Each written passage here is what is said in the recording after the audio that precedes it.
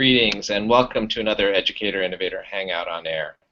It's November 4th, 2015, and today we have the opportunity to welcome three guests who are helping drive the conversation about literacy in the digital age in education.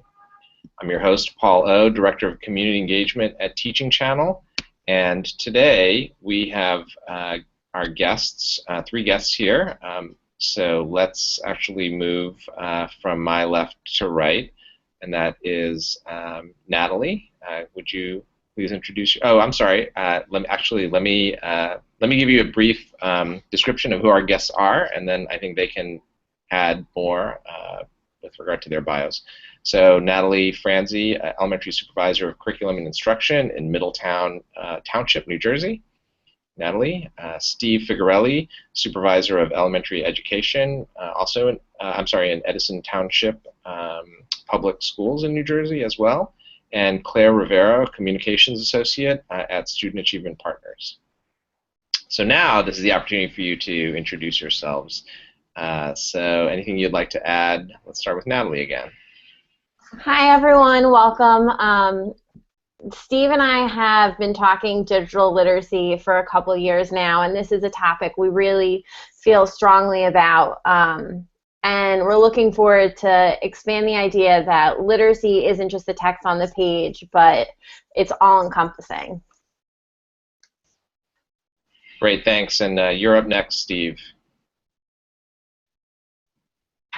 Okay, welcome, and thank you for joining us. As Natalie said, this is one of our absolute passions, and we've worked at the state level, district level, and now at the national level to really bring the notion of digital literacy in the digital age to the forefront of the conversation.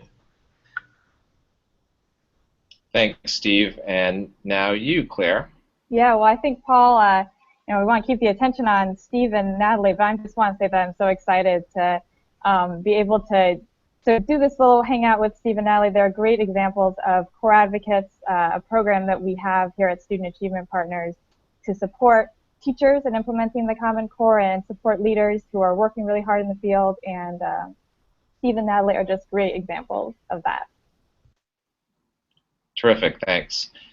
So yes, exactly. We want to keep the focus on Steve and Natalie. Well said, Claire. And before we jump in, though, and really turning this over to Claire and Natalie, I just wanted to mention to the audience that if you're watching this hangout from the Educator Innovator blog page, we encourage you to jump into the chat room to talk with others who are watching. I'll be monitoring that chat room, so be careful what you say. And just kidding, actually, I'll be monitoring that chat room and bringing any questions that you have into the conversation with Steve and Natalie and Claire. So please do join in that way. So we are really hoping for an open discussion today with Claire acting as moderator, and she'll be posing some questions, but we imagine, as Natalie pointed out, that a lot of conversation will be emerging organically. But before we jump into that, I just wanted to say a couple of things about how this blog series central to this webinar came about. And in fact, I'm not sure that I even did describe the fact that there is a set of 4 blogs at the teachingchannel.org website, and I'll post the link in the chat in just a couple of moments. But that series is, in fact, called Literacy in the Digital Age. And one of those pieces from that blog series was reposted at Educator Innovator. And so Claire and I, at one point, happened to be talking about ideas for a blog series at Teaching Channel, as Teaching Channel has worked with Student Achievement Partners in the past, and we wanted to figure out a way that we could work together again. And Claire mentioned a workshop that she saw Steve and Natalie lead, and that the focus was digital tools for the ELA classroom. And I was very much intrigued by this idea because I also have a long history in doing work with educators focused on digital literacies, in fact, at the National Writing Project for a number of years. And though I was interested, I was also somewhat suspicious because I'm not someone who feels like tools are in and of themselves the answer to anything. I feel like it's analogous to saying, a pencil will teach students how to write. And so I definitely had a healthy dose of skepticism, but Claire arranged for me to talk with Steve and Natalie, actually for the 4 of us to talk. And after talking with everyone, it really became clear that we all share the same notion, that really what we're talking about is a digital revolution in the way that we teach based on the way that our young people learn today. And I think Steve and Natalie have really embodied that spirit in the series, and I'm just really excited to hear them talk more about both the tools and their sense of what digital literacy means to them. So Steve and Natalie created this really rich series of blog posts that we will explore in much greater depth during this webinar. So I'm going to turn it over now to Claire. Great, thank you so much. So I wanted to start with kind of an overarching question to both of you, which is, what do digital tools add to ELA instruction?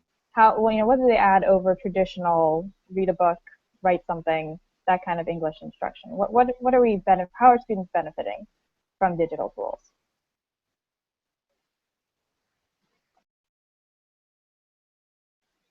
So using digital tools, I think when the Common Core came to be, it really knocked down those barriers and created an environment where students across the country were working towards the same standards, same skill set.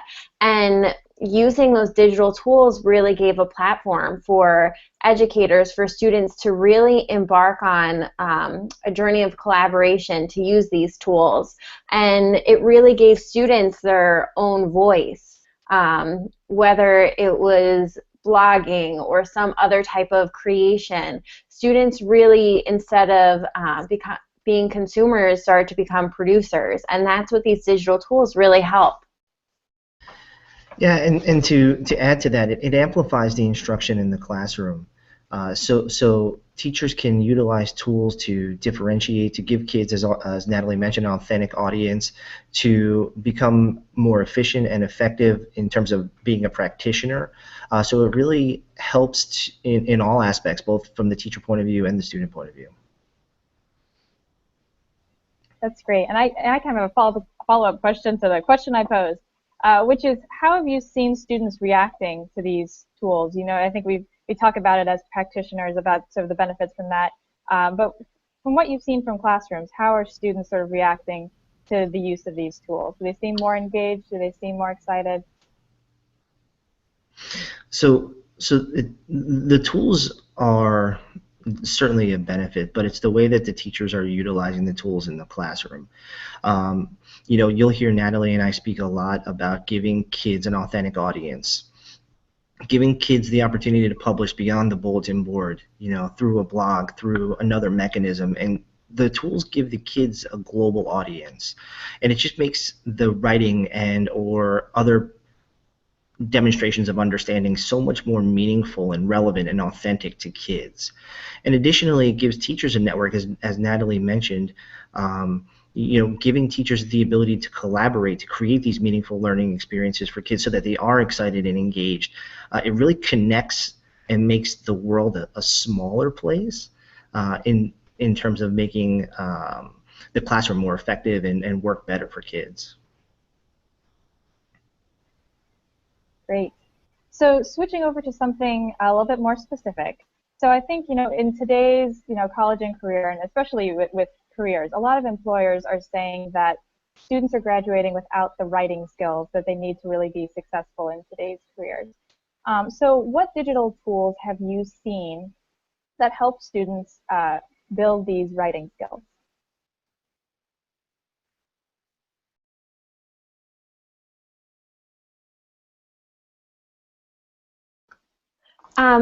Well, some of the tools that we highlighted really in our web series were tools that help students research and really get involved in the writing process. Some of the things that we're seeing now through blogging, for example, students are having a real authentic audience and writing about things that matter. They're able to really work on these skills and hone them because they have that authentic audience. Something else that we're seeing is kids are applying these skills in real-life situations. For example, the virtual debate project focuses around argumentative writing, but we're seeing kids being able to debate and research with that authentic environment in using tools that really matter to them. And to add on to that, I would argue, and I think Natalie would agree, students, I think, read more and write more today than they ever have. It just looks different. And I think the notion of reading and writing in education has to evolve with the world. And so though the traditional expectation of writing may not transcend, students are writing and reading more than they ever have before, and I would argue in some respects even more eloquently. That's great. So you both kind of mentioned blogging and this new form of writing that so many people are asked to be proficient in now. And I'm trying to remember, in the blog series, did you guys mention a specific blog website or format where students can, teachers can sort of ask students to engage in blogging in a safe space and that has a safe audience? And did you have a resource for that? There's a couple different websites. One that we talked about in our blog series was KidBlog or EduBlog or Blogger. I know the kids at my school use Blogger, and what's nice about that is it fits into the Google suite of products. So the students are already using Google Docs and those things to write, so Blogger is a nice, easy transition. Great. So switching gears a little bit, so under the Common Core, one of the shifts under the Common Core is an increase in the balance of informational text and fiction text. So teachers are asked to incorporate more informational nonfiction text into their lesson plans than they may have in the past. What we don't want is these horror stories that we hear online about, we had our students read an instructional manual today, and terrible things like that. So where have you guys seen places where teachers can get good nonfiction text that's interesting, topical, and also grade appropriate? So Natalie and I were blown away by the response to this particular post in the blog series. We highlighted a few of our favorite informational text tools that seemingly resounded with many folks, and we were super appreciative of the feedback and the kind words and the shares that occurred with that post specifically. One of my absolute favorite tools is Wonderopolis, and Wonderopolis is essentially a site that takes and leverages student curiosity. So our kids are curious, they have a lot of questions, and oftentimes, unfortunately, we don't have opportunities to validate those because we have to cover X, Y, and Z. We're always, as educators, confined by time. But Wonderopolis really leverages kids' curiosity with questions like, for instance, why do I have a belly button? Or when I wake up, why did my breath smell? Really authentic questions that kids wonder about, and then puts it together in a really rich multimedia presentation. So that wonder, each wonder, and there's over 1,300 of them, come equipped with a video, a text, a post that goes ahead via text to explain it. It has vocabulary words, it has extension activities. It's a wonderful free tool via Thinkfinity, actually, and it's one of my absolute favorites to support informational text reading in the classroom. So one of my favorite tools is Newsela or Newsela, and this is a resource that provides high-interest text that are differentiated by lexile level. So you could be having the same class with someone reading on a third grade level and someone reading on a high school level, all accessing the same text and being able to engage in the same conversation while reading at their lexile level. So that really is powerful as far as instruction. The articles also come in Spanish. So for our ELL learners, this is a really valuable tool, or even for our Spanish classrooms. It also has text sets which align to, they have them that align to a novel, or you can have it aligned to a nonfiction topic. And text sets are really helpful in engaging students in informational texts and accessing those texts at higher levels. Newsela also provides a way to track your students' growth by the standards, and it has high interest questions that are Common Core aligned. And Claire, if I may, just to highlight a third, Dogo is also one of our favorites. Dogo is a news and current events site, but it's also more than that. It has a component that's dedicated specifically to books and to movies. And so this really goes along with how Natalie introduced that idea of bringing text beyond just the words on the page, and really connects different aspects of literacy. So students can literally write reviews around books and movies to employ writing skills, persuasive writing techniques, etc.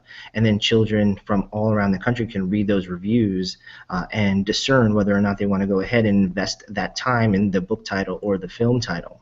And essentially, everything is vetted through Dogo, so it's appropriate, and it's like I said, appropriate for children.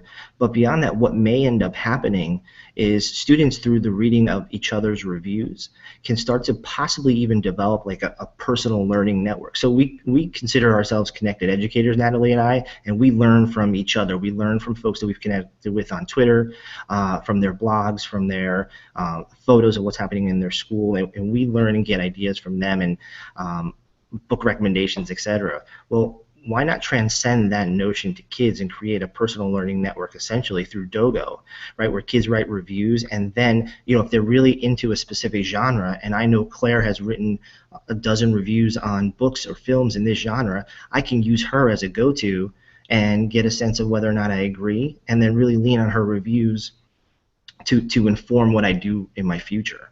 And then I can, you know, have that opportunity to learn from someone else and broaden my horizons as a student and connect with folks around the world with films, with titles, with books, with literature that I would have otherwise never had the opportunity to do so. Yeah, that's really great, Steve. You know, and when you guys wrote about that, it really made me excited, you know, because we're trying to think of innovative ways to help students reach the standards. And one of the, you know, the shifts that we're really trying to get students to employ is to really engage with the text and cite evidence from the text. And a lot of times, you know, that can seem artificial in the classroom, where it's like, okay, cite this, cite something from line 3.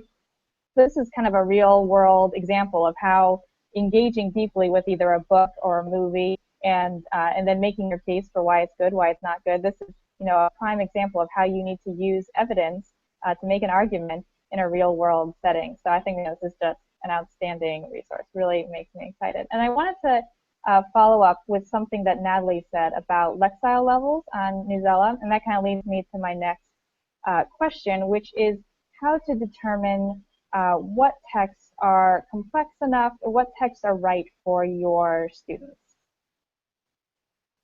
So text complexity, I think, is one of those things that is one of the most misunderstood parts of the Common Core.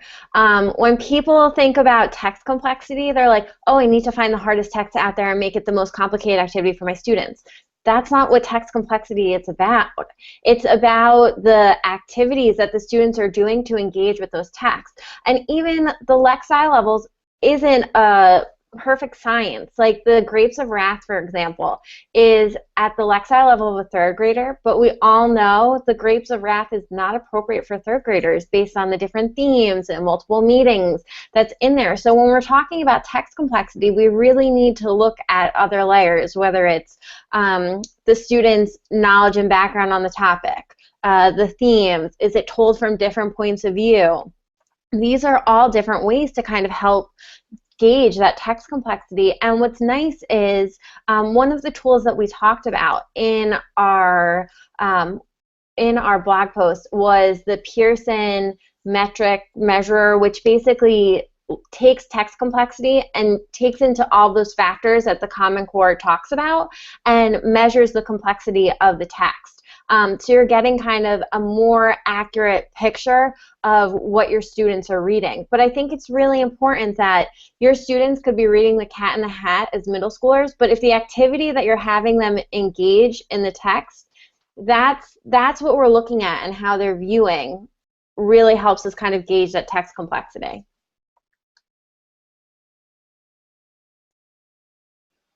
Great, that's super helpful perspective, Natalie. Thank you. So my next question is on speaking and listening and tools to help support that. So I think the Common Core has speaking and listening standards. They're broken out into a specific section on speaking and listening because we want students to develop skills that will enable them to be active participants in adult conversations and, you know, analyzing arguments, making their own arguments, listening to what people are saying, and then responding based on what they hear. So what tools have you guys seen, digital tools, to help students build those speaking and listening skills?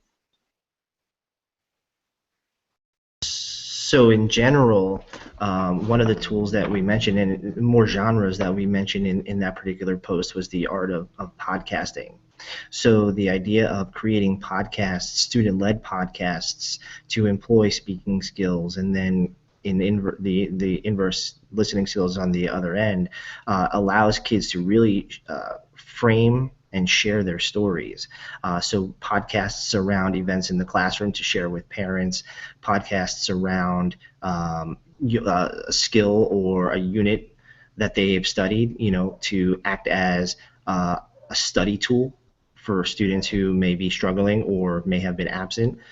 There are so many different ways that we can utilize podcasts around books, around, like I said, there's so many possibilities for kids to create podcasts using tools like Audacity, which is a free tool that kids can use to record. If you're using Macs, GarageBand is a wonderful opportunity to, you know, record a narration.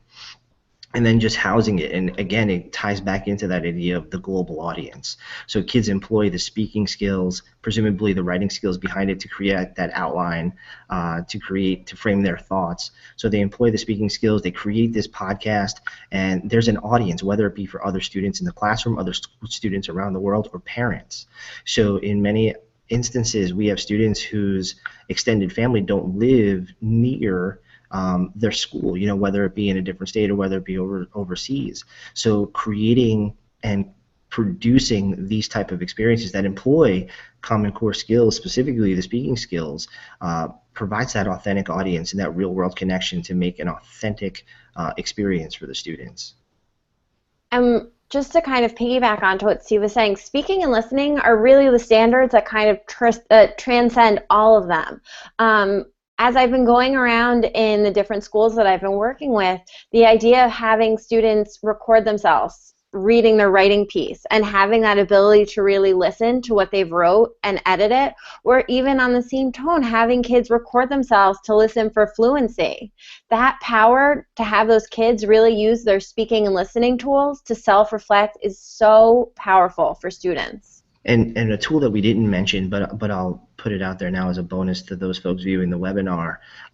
There's a notion in technology called augmented reality, and through tools like Erasmus, for instance, which is a free download for iPhone and Android, students can craft a video. Students can record themselves, perhaps narrating. So, for instance, you know, back to school night, we walk into schools and we see the students' work hanging on the wall.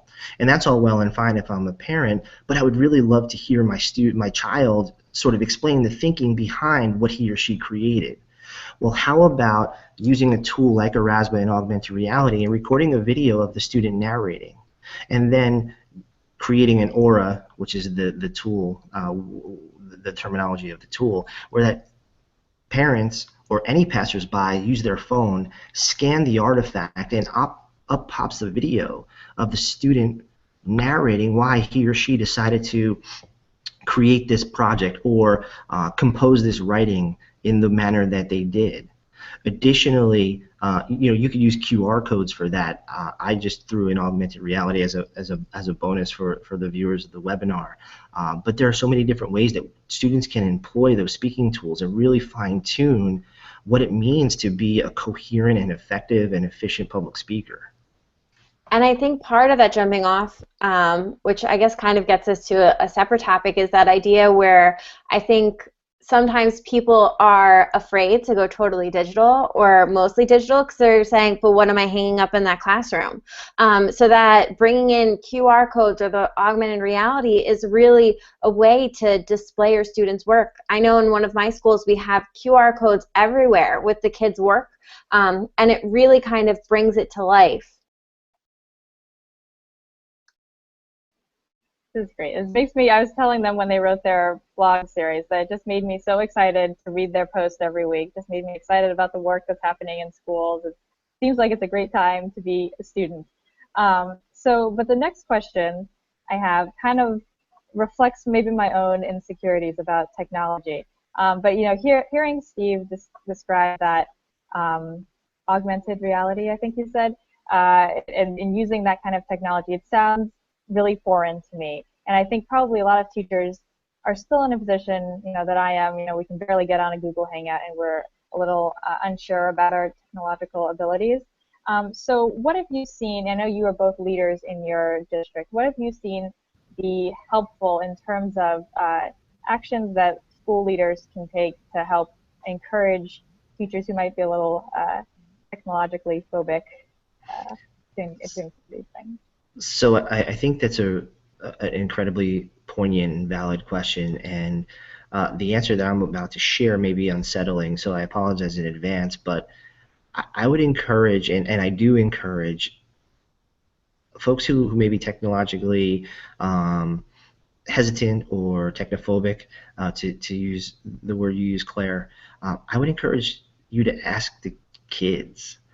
Asking the students for support to really build a reciprocal relationship in the classroom, you know, it really empowers student voice. And, you know, we aren't experts in everything. And in fact, in the age in which we live, it's not feasible to be experts in everything, but knowing where to go to find the information or to find the support that you need for a digital tool or for a mortgage contract, you know, it's really that's an important skill in the modern age. So I would really encourage those folks who feel unsettled or threatened or hesitant around technology to ask students, because they want to share. They want you to incorporate this within the classroom.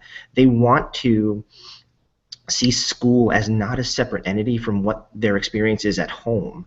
And so as often as we can bridge that gap, the more beneficial it is for all. So sure, there are other ways with which, and I'm sure Natalie can speak to some of the others, but my first response to that would be to ask students. Students have so much expertise, so much knowledge, so much understanding that they're just begging to share.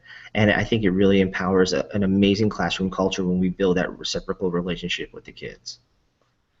I think it's also about being a leader who's not afraid to model for their staff the type of technology that they hope their staff to see. For example, I work with a more seasoned principal who really tries to embody this, and we just bought swivels for the district so that way teachers could record themselves and really kind of reflect on their practices. And that principal's taking a leap, and at her next faculty meeting she's going to use the swivel to kind of model using it and showing that practice to her staff. So I think that's really important. As leaders, we model those practices. I know something else. I do a lot of training in my district for literacy instruction. So right now my teachers are getting ready to do informational writing. And so as I'm giving that training, I'm embedding Google extensions that I know are going to be helpful and that they'll see as useful in their current instruction. So helping to kind of embed those tools that they're going to be able to use readily instead of giving them like a, hey, here are all these things to explore. Approach is much better for those teachers who tend to be a little weary of the technology. And then to celebrate the small steps, right? All of us are at different comfort levels, and some of us are going to experience successes with more advanced technology, others with jumping onto a Google Hangout or creating a Google Doc, and that's great. Celebrating those successes so that we can build upon that positivity, so that there are so many things that are out there. We can't be, as I mentioned earlier, experts in them all, but if we could start with one and attempt to utilize that and integrate it into the classroom. And if it's successful, amazing, let's build on it. If not, that's okay. It's okay to fail. We model that for the kids. But it's important for us to recognize as leaders that as you mentioned, Claire, folks are on different developmental levels in terms of technology, both utilization and integration in the classroom. And it's really important to celebrate the effort and the attempt, and then to build from there. And with that, something that I've been kind of sharing with the teachers I work with is don't be afraid to fail forward. Use something, try it. If it doesn't work, reflect and figure out how you can do it better next time. And really, like Steve was saying before, modeling those practices for your students. So then your students aren't afraid to take risks and try new things. A teacher, really, you're the role model. You're the person who is modeling those behaviors that we wish our students had, or have. So really being able to show that you fail sometimes and learn from it and reflect, I think, is so powerful, no matter what you're doing in the classroom. Well, I feel like that's a great place. I kind of want to leave that. I feel like so inspired right now that I want to actually go like try all these tools. But maybe, I kind of want to pause there on that point of inspiration and see if we have any questions either that have been chatted in, or Paul, I know you had a question that I cut you off and jump to another question that I had. So if Paul, maybe you want to ask your question, then we can see if there's any questions from the other people on the webinar. That might be great to do now. Sure. Thanks, Claire. Yeah, no questions coming in yet from the audience. So we'll definitely post those as they come up. Yeah. So my questions actually had a lot to do with the writing piece and the conversation that we were having earlier about the writing tools that you talk about in relation to, say, college and career readiness. I think that was the question that Claire posed, and I guess I was curious about the degree to which it feels to me sometimes like with the way that technology evolves, it's hard to figure out exactly what are both the tools and the skills with regard to those tools that will make someone ready for a career. And I think one of those areas is social media. And I noticed that you didn't really talk much about social media in your blog post. And I'm just curious with regard to both how you feel about social media as a writing medium with regard to the kinds of skills that you've been talking about, and the extent to which you feel like you talked a lot about the fact that kids are doing much more writing today than they ever have, and I think a lot of that has to do with social media. But how do we as educators really understand the kinds of writing skills that are involved in that sort of communication? So one way that I'm actually including social media into our writing instruction now is our students are working on informational writing. So at a lot of the time, this is when they're doing research or picking topics that are they're passionate about. So we have students who are big Taylor Swift fans, and where are they getting their research? They could be going to their social media and looking at Instagram and Twitter and whatever else to really find their research and take it in, because those are really authentic sources for our students. So it's about that idea of talking about resources and how we're including them in our writing. But then also, I know Steve and I both do this all the time, and actually one of my teachers, she's a first grade teacher, and she has a student she has a job in her classroom is the tweet spotter. So that first grade student is responsible for tweeting out everything that the students are doing throughout the day, throughout the week. So she's training her students to learn how to use social media and craft a tweet and understand those 140 characters. So we do have teachers that are really trying to kind of embed that in the communication process and in their writing as they're going on. And to forward that, Twitter, for instance, it's more relevant than the news, or certainly a newspaper or any other website. News breaks on Twitter. from sports to entertainment to national or international news. It breaks on Twitter, and you can, through social media, experience what's happening in another part of the world as it's happening through social media, as opposed to waiting until the camera crews roll up for your 24/7 news channels or the 11 o'clock news on your local stations. So news breaks through social media, and I think is really critical because it's foreign to or uncomfortable or unnatural to many adults who didn't grow up with that, myself included. So it's really important to harness that power of connection to the outside world for teachers, to show kids that we value the way you access information and you learn about current events and you use it as a research tool. I've seen Twitter, for instance, utilized in several ways, one of which to connect to authors. So recently through Scholastic, R.L. Stine held a trick or tweet, I think is what it was called. And R.L. Stine was available for, I think, an hour to answer questions that came in through Google+, through Twitter.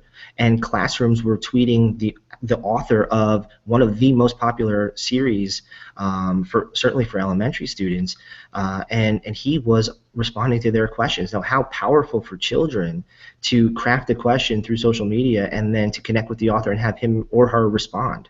So that's an incredibly powerful way to leverage social media in the classroom. Additionally, what many teachers have done, at least in my experience, is they use Twitter as an extension of the summary, right? So you're learning about a particular topic, and it doesn't necessarily have to be reading related, but then go ahead and send a tweet about what you've learned, what your takeaways are, and confine that to 180 characters to really have children, or give children the opportunity to practice that notion of summarizing. Not just regurgitating the text and taking out a preposition or a conjunction or two, but instead really fine-tuning the main idea of, or the main takeaway from that particular selection into that 140 characters. So I think there's so many ways that we can utilize it, but first we have to recognize what a powerful entity it is positively. So much attention on social media is of the negative variety. We sort of teach kids, don't do this or don't do that, and while that has merit and value, I think we really need to harness it as a positive tool, because there's so much good that's happening on social media, and it's just uncomfortable for some adults because, like I said, it's not the norm for many teachers or administrators likewise. So we really need to reframe social media and the quote-unquote stigma attached to it, and really see how powerful it could be for connection, for communication, for current events, and to really consider ways to integrate it in the classroom. And oh, go ahead, Natalie. I'm sorry. Sorry, and going off that too, it doesn't necessarily have to be that the kids are sending tweets out. I have teachers who have like tweet spots in their room where at the end of the lesson their exit slip is to write answer a question in that 140 characters, and they can use hashtags and whatever it is. So even though it's paper and pencil, they're getting them used to that idea of really being succinct with their words, and that they need to be a wordsmith. And I know another big issue is the idea of navigating firewalls and school policy. And I know what's been nice is a lot of school districts have realized that they kind of need to jump on board, because this is where they're going to be communicating. And I think on the East Coast, Hurricane Sandy was a big eye-opener for us, because our mail servers went down. And we weren't able to use the typical forms of communication. So Twitter became an outlet to really send that message. And schools are really using it to create their brand. I know my school district has created our hashtag MTPs Pride, where you can really follow us and see our story and see administrators, students, teachers using social media in a positive way to tell about all the great things that are happening. Yeah, and our district uses hashtag EdisonK12, and as Natalie said, it's an amazing bird's eye view of the amazing teaching and learning that's happening. And it's also amazing for parents too. So, you know, as a parent myself, I often want to know what my child is doing during the day. And when I ask him, sometimes he isn't as forthright as I'd love him to be. But if I were to follow, if we're to follow the hashtag in your school district, in your state, we can actually see, you know, photos and text and possibly some videos of exactly the authentic learning that's happening. So again, it comes back to that notion of connection and bridging the homeschool gap that potentially exists in some classrooms in some districts. And I know, Oh, sorry. good. Sorry, I know for us too, Steve and I are both in large districts. In my school district, there's 12 elementary schools, and one of the things that we do, we're really pushing Writers Workshop and really honing our writing skills, and so we've created the hashtag MTPs Rights. So teachers are sharing what they're doing with their writing instruction, and it's really become a way for those 12 schools to collaborate with each other, because they don't necessarily get that face-to-face time, but now they're developing those relationships and kind of stealing ideas from each other, and it's opening that dialogue that typically wouldn't happen. Great. I'm just going to follow up quickly. You know, clearly I am falling down on the moderating job because, unlike Claire, I keep tripping over you, Natalie. So, yeah, just a couple of things. One, I wanted to also put a plug in for a particular tool. So, with regard to social media, there's a tool out available through KQED. It's called Do Now. It's not a tool, I should say, but it's essentially a it's a Twitter-based, a social media-based activity that really pulls on students and young people to engage in conversation about issues of the day. And so I think it's a nice example of both understanding that social media is a place where argument happens, and then gives kids the tools to begin to understand how they can navigate those arguments, and as well contribute their own opinions in ways that you know, I think through guidance from the teachers involved, can prepare them for engaging those conversations constructively versus, you know, in the sort of like vitriol-infused way that we sometimes see argument happening in social media. And I was also going to say that here in the Bay Area, you know, it's interesting going back to the whole notion of the jobs of the future. You know, when I was in school, the notion of a social media manager or a social media marketer, you know, did not exist at all. And so I think it is interesting. Like what I have heard you two say is that basically giving kids these experiences, giving them the sort of critical media skills that allow them to navigate these social tools will prepare them for the advent of whatever the next set of tools are that exist online and that allow people to communicate to one another. I realize that isn't a question, but just wanted to say that. And then I guess Thank you for saying it much more eloquently than we could have, so we appreciate that, Paul. Oh, not at all. Not at all. It was really intriguing, and you know, and I have to say I've loved how enthusiastic you are about this. I guess my question has to do with something that you both have touched on and alluded to, but that is that it feels to me like the ultimate goal of any of these tools, particularly when it comes to writing, but in being in online spaces, is to essentially be engaged in community, to be part of a community. And I guess my question, and again, this is going back to the writing, and you're talking about blogging. So often I hear from teachers that they really do want to engage their students in blogging spaces, but they find that the audience that was, you know, in some senses promised to them, you know, by the web never materializes, and that it can become a little bit disheartening for their students because they're expecting to be part of a community, you know, the community of the web, and they don't see that happen. And I'm wondering if that's an experience that you've had, and if so, or that you've heard about, and if so, how you address that issue.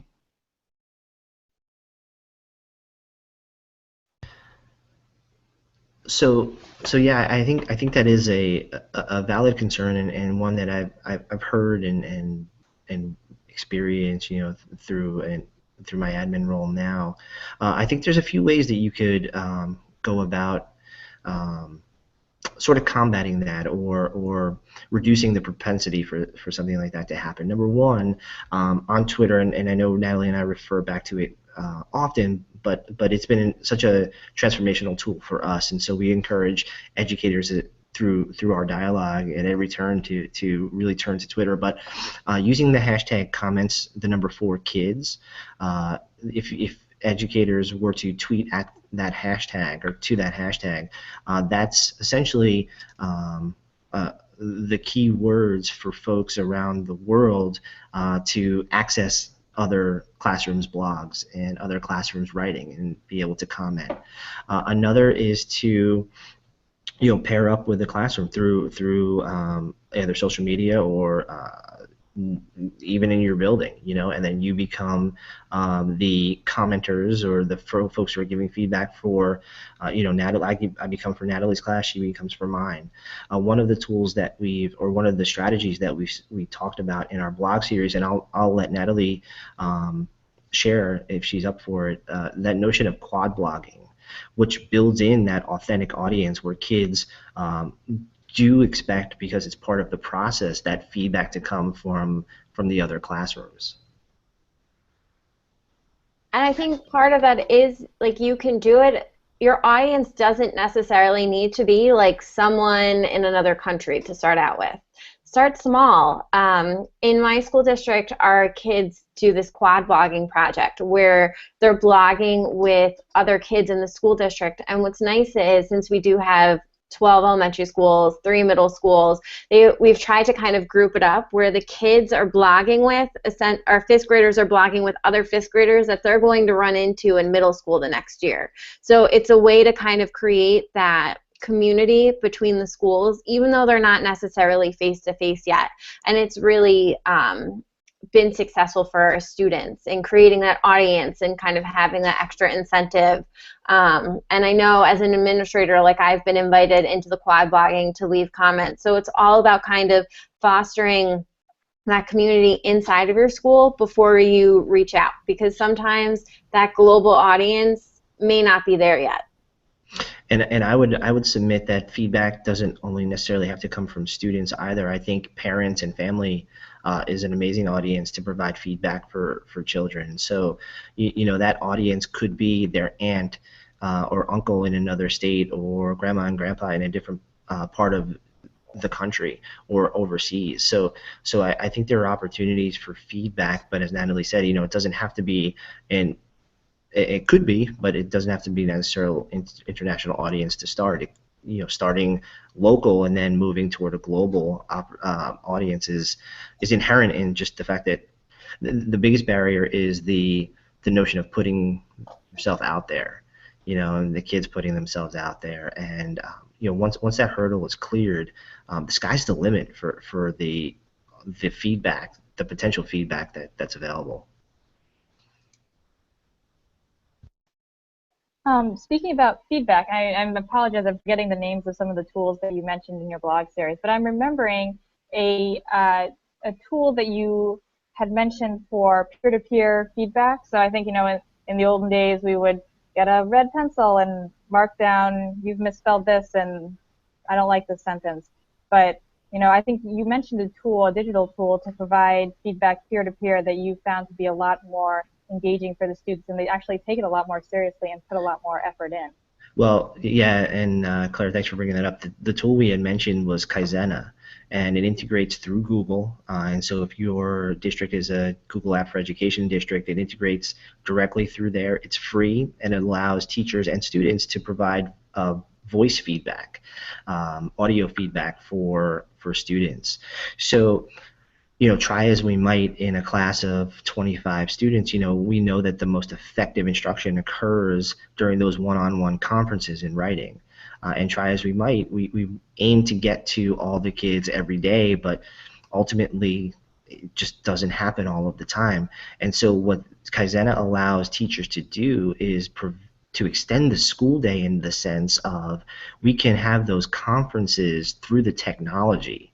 as opposed to having the student around my desk, or I'm at his desk or her desk. I can use the technology to provide that feedback to students, where I can say, you know, Steve, I really appreciated your opening. I like how you did X, Y, and Z. Next time, I'd like you to go ahead and try this strategy to close, or this strategy for your topic sentence. And what it allows kids to do is hear tone. So oftentimes, and we experience this all the time, you know, I'm saying we, but I experience this all the time when I type emails or I type texts, that my tone sometimes is misinterpreted. And it happens to kids too. You know, you consider a kid, for instance, with a fixed mindset, who really struggles at writing, who tried really hard on this writing piece, and then gets it back the next day with a lot of feedback that's constructive in nature, but he or she doesn't take it that way because all they see are the markups, and they interpret it as them not doing a great job, even though they tried so hard. Well, what Kaizen allows you to do is embed that feedback with your voice, so that they could hear your nurturing and soft and positive tone, and, you know, to support them and to give them ideas and to praise what worked and then offer the suggestions that didn't. It's an amazing tool, again, that extends the school day. It allows the kids to hear your voice, hear your tone, and the kids respond so positively to it. I've seen it in many classrooms. It's just a wonderful tool to give feedback.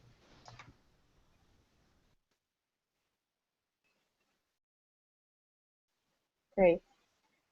So I think, you know, we got about 9 minutes left. I think I might pose one more question to both of you, and then if people on the call have questions, definitely chat those in, and we can squeeze those in as well. But as we're closing, I wanted to pose this question. So I think, Natalie, you started out by saying that, you know, the importance of digital tools is to transform students from passive consumers of text and information and things they read into active creators of content. So if you were to, you know, thinking about that as the mission, if you were to recommend one tool, one activity that teachers should do tomorrow, it can be something that you've already talked about, something you haven't mentioned yet, but something, you know, that kind of exemplifies that transition from passive to active that teachers can do tomorrow, that'd be your recommendation. What would it be? Wow, that is a question. Well, I think one of the projects that I've kind of seen the most success with is really the virtual debate project that I kind of touched on before. It's one that actually started in New Jersey, yay New Jersey, and it really gets the students using their argumentative writing skills, their researching, their speaking and listening, and it really kind of gives them that authentic audience and edge and competition, and kind of gets them going to really kind of produce something in a way that they can be proud and have the stage and forum to present themselves. I highly recommend going to the virtual debate website and checking it out and watching these 6th grade students debate. You would be amazed. They're not using note cards. They're really presenting this message in a way where you can tell that they've been so prepared as far as their arguments, their research, and it really provides that authentic activity for them.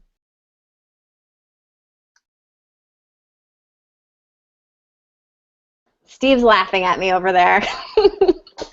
No, I'm just fortunate that the question was posed to you. You know, I think it's really hard. I think the virtual debate is a phenomenal way to integrate digital tools into reading and writing and you know, speaking and listening, for that matter. You know, the one that I would encourage, it's hard to pick just one. So to not repeat the virtual debate, I would definitely encourage teachers to jump onto Twitter, teachers and students. You know, well, I'll say classrooms, you know, for the age restriction things. But I think that Twitter opens a whole new world of collaboration. I always refer to it, it's not original in the least, but it's a positive faculty room. It's a positive space for teachers and students to collaborate. There's, you know, you could shut out that negativity because you surround yourself with like-minded individuals who want to share, who want to learn, who want to better the profession, not partially for themselves, but mostly for kids, and it's just a transformational tool. So we would definitely recommend folks today, if not tomorrow, jumping onto Twitter and following, hashtag NJED or NJED for Yay New Jersey again. But there are so many amazing hashtags that are out there for teachers to connect, and then to share their stories, their stories of their classrooms with parents, with other teachers. You may not know the influence that you have on another teacher in another part of your state or the country or the world who reads your tweet, reads your Twitter feed, and is like, wow, that's a great idea. I'm going to try that tomorrow. It's just a really empowering way to share your story and to learn from other really like-minded, innovative, and progressive educators. And that collaboration and just sharing of tools and materials. I have one teacher who needed more books for her library, and she was tweeting it out, and some woman who's a librarian in South Jersey said, "Oh, I have tons of books," and sends her books every week, and it was all because of this connection via Twitter. So really, the options are limitless, and you just kind of need to jump in there. And at first, it's scary, and you kind of think, who wants to listen or read whatever I have to say? But you kind of develop those relationships that can really transform your career.